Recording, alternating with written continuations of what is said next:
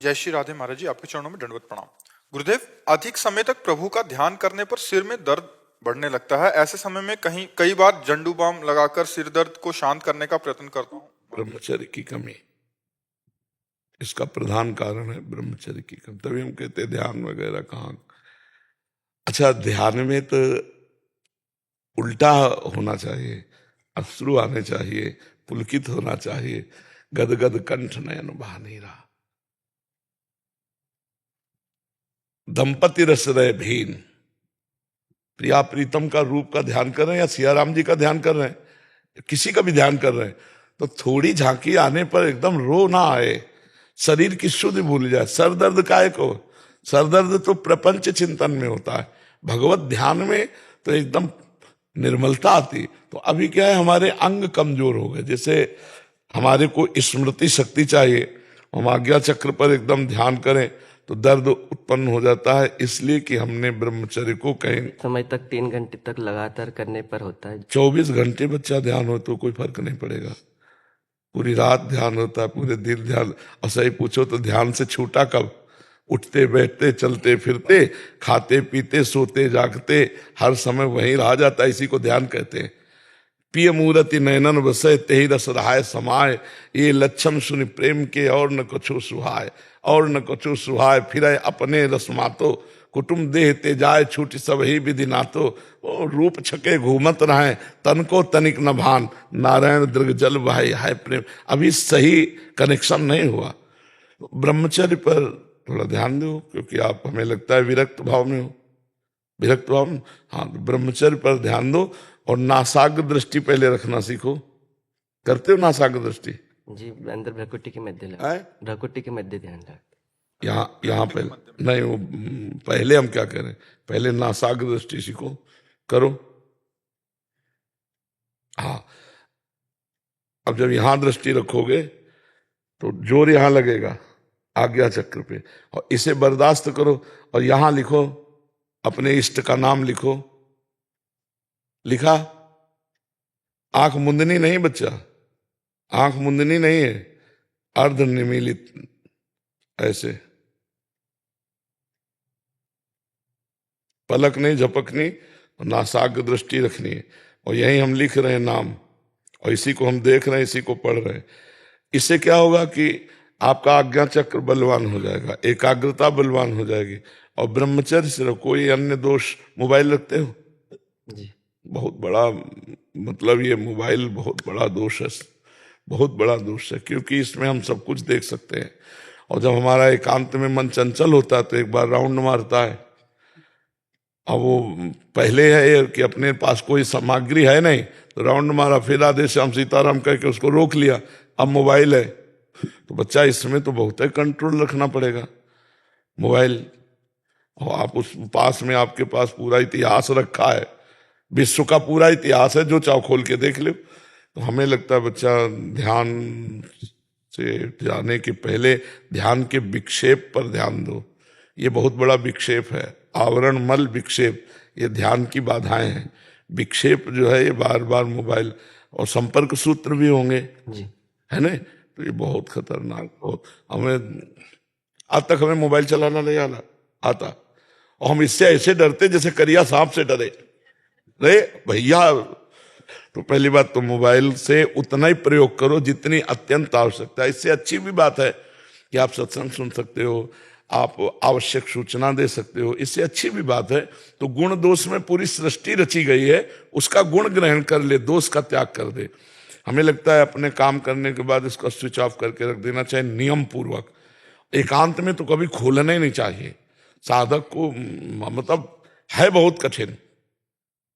जैसे आप भूखे हो और बढ़िया 56 भोग की खुशबू आ रही हो बगल में, और कह दे खाना नहीं, तो खाओगे भले नहीं, लेकिन हर समय मन उसी में लगा रहेगा। ऐसे ही मोबाइल है, जो चाहो देख सकते हो, जो चाहो आप सुन सकते हो। तो साधक के लिए तो बहुत खतरनाक चीज है, भगवान बचावे और साधक बचे इससे। दूसरी बात, बच्चा भोजन सात्विक हो। तीसरी बात, आसन में बैठने का अभ्यास हो, पद्मासन सिद्धासन। सिद्धासन जानते हो? है पद्मासन ध्यान के लिए, सिद्धासन बहुत सरल होता है। सिद्धासन जानते हो? है? कैसे होता है? गुदाद्वार और मूत्रेंद्री के बीच में रखा जाता है बाई एड़ी, और दाहिनी एड़ी मूत्रेंद्री के ऊपर जाकर के लगेगी, और दोनों के पंजे दोनों में ऐसे धसे होंगे। लगाया कभी? हाँ, तो इसीलिए पद्मासन द्वितीय है, प्रथम सिद्धासन है। ध्यान के लिए सिद्धासन श्रेष्ठ है, और मंत्र सुमिरन समाधि के लिए पद्मासन श्रेष्ठ है। ब्रह्मचर्य से रहो, पवित्र भोजन करो, मोबाइल का दुरुपयोग ना करो, और किसी से व्यवहार न रखो। अभी तो नई अवस्था है एकदम, बहुत सात्विक साधुता, बहुत सात्विक की है, ठीक है। और ये जो मस्तक में दर्द होता है ना, इसकी चिंता न करो, इससे कोई हानि नहीं होगी। जब अधिक एकाग्रता, त्रिकाल संध्या करते थे, सुबह दोपहर शाम, जैसे उसमें करीब 6-7 घंटा लगातार, मतलब 2-2 घंटे के इसमें करते थे। पद्मासन बैठ 2 घंटे पद्मासन में बैठ जाओगे? जी, 3 घंटे तक कर लेते हैं प्रभु जी पद्मासन में। हाँ, तो अच्छा अभ्यास, धीरे धीरे और बढ़ाओ। बार बार प्रभु। गायत्री जपते हैं संध्या में गायत्री, तो गायत्री तो सिद्ध होती है जब जो संपुट हैं गायत्री के आते हैं आपको संध्या के, तो फिर पूर्णता कैसे होगी? सुमुखम संपुटम चैव विततम विस्तृतम तथा द्विमुखम त्रिमुखम चैव चतुष्पंचमुखम तथा खड्मुखो अधोमुखम व्याकांजलिकम तथा सकटम यम पासम चै ग्रंथितम चोन्मोन्मुखम प्रलम्बम मुष्टिकम चैव मत्स्याकूर्मो वाराहका सिंहाकांतम महाकांतम मुग्धरम पल्लवम तथा एता मुद्रास चतुर्विंशत। गायत्री तभी परिपक्व होगी जब ये 24 मुद्राओं का दर्शन कराया जाएगा। पूरा सम्यक करो, एक ग्रंथ ले लो और सीख लो। ग्रंथ का नाम संध्योपासना पद्धति, उससे गीता पृष्ठ से आएगी संध्योपासना पद्धति, तो उसमें आपको पता चल जाएगा, ठीक है। और घबराओ नहीं, ये छोटे मोटे दर्द है तो साधु का मतलब सहे, सहना ही साधुता है। गर्मी सर्दी गाली अपमान दुख सब कुछ सहकर तब भगवान का भजन किया जाता है। और देखो, नदी में स्नान करते हो जैसे गंगा यमुना? कभी जी करते हैं।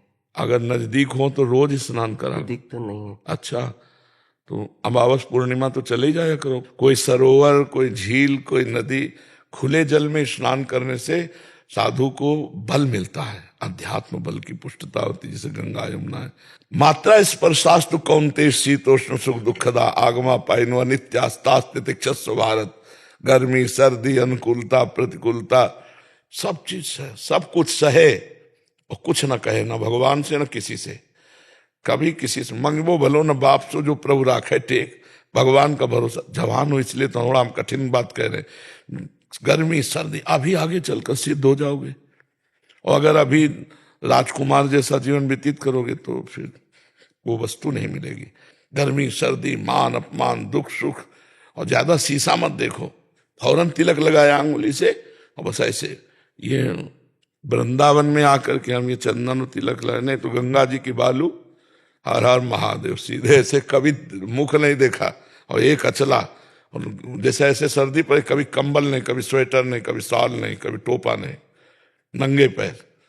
अब एक ही भगवान दूसरा सेवा दे दी है, समाज सेवा, तो अब जैसे चलावे।